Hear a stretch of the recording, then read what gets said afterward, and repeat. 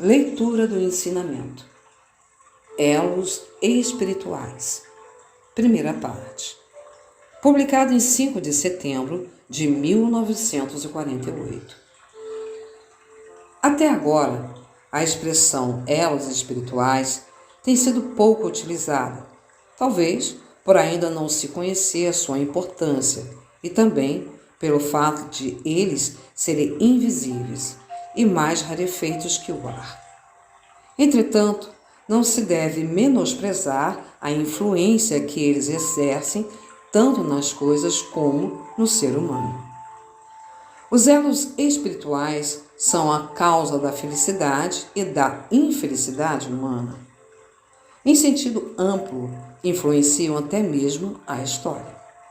Portanto, é imprescindível que as pessoas conheçam seu significado. Antes de mais nada, quero esclarecer que minha explicação sobre os elos espirituais é ciência, religião e também um conhecimento que existirá no futuro. O princípio da relatividade, os raios cósmicos e todas as questões referentes à sociedade e ao indivíduo. Enfim, tudo se relaciona com os elos espirituais. Vejamos a relação existente entre eles e o ser humano. Tomemos como exemplo o próprio leitor. Não se pode calcular quantos elos espirituais estão ligados a ele. Podem ser poucos, dezenas, centenas ou milhares.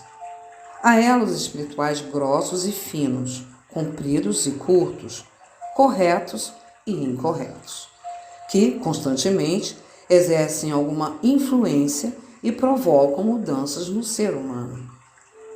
Portanto, não é exagero dizer que o homem se mantém vivo graças aos elos espirituais.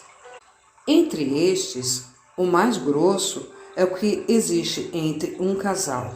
A seguir, o que existe entre pais e filhos, entre irmãos, entre tios e sobrinhos, entre primos, amigos, conhecidos, etc.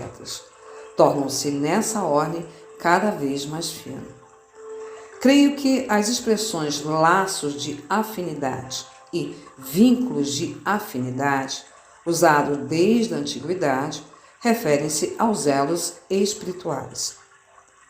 Os elos espirituais sempre se modificam, tornando-se grossos ou finos. Quando há harmonia entre o casal, ele é grosso e brilhante. Quando os cônjuges estão em conflito, ele torna-se mais fino e perde o brilho. O mesmo se verifica entre pais e filhos, entre irmãos e etc.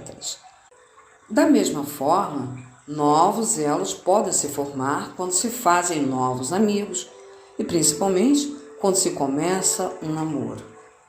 Chegando o namoro ao ápice, o elo espiritual entre o casal torna-se infinitamente grosso e a troca de sentimentos intensa. Não apenas sensações agradáveis e sutis, como também sentimentos de tristeza e saudade são transmitidos entre eles. Ao final, o elo espiritual é potencializado ao extremo a ponto de uma separação não ser mais possível. Conforme todos sabem, nesse caso, mesmo que uma terceira pessoa tente convencer do contrário, além de não obter nenhum resultado, fará aumentar ainda mais o calor da paixão. Quando duas pessoas se amam, é como o polo positivo, Yang, e o polo negativo, Yin, em eletricidade, que geram a energia elétrica ao entrarem em contato. Nesse caso, o elo espiritual passa a ter a função de fio elétrico. Tempos atrás, extinguindo espiritualmente o polo positivo, Yang, tive a experiência de salvar duas estudantes que, envolvidas num relacionamento homoafetivo, estavam a um passo de cometerem duplo suicídio. Em cerca de uma semana, tendo esfriado o ardor da paixão e o apego, a moça que representava o polo positivo, Yang, voltou ao natural, e a outra também. Por Meixo Sama, Alicerce do Paraíso, volume 2.